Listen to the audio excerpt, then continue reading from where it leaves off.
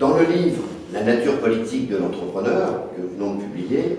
j'explique et j'argumente sur cette thèse qui est au cœur des débats internationaux, nationaux, au sein des entreprises, dans les rapports avec le monde politique. Pourquoi on peut dire aujourd'hui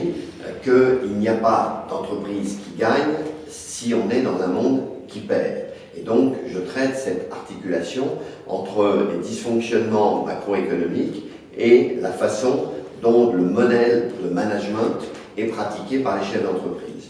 Pour évoluer dans un sens qui correspond un peu à cette économie du bien commun dont nous parle Jean Tirole, le prix Nobel d'économie, où on essaie d'impliquer les entreprises dans une co-régulation des marchés,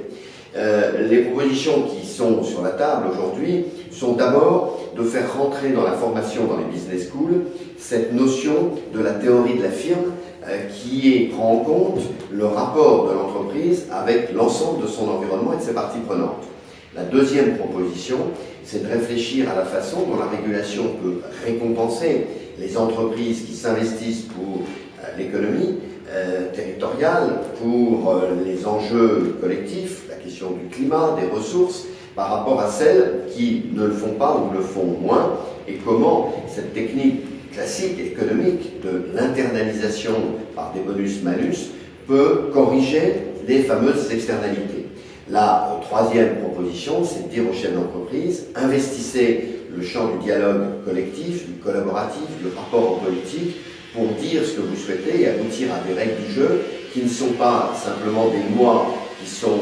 faites pour tout le monde de la même manière ou mal faites, mais qui sont des contrats qu'on peut poser les uns les autres pendant un moment donné pour améliorer la relation entre l'entreprise et la société dans un sens qui est optimum, qui est gagnant-gagnant.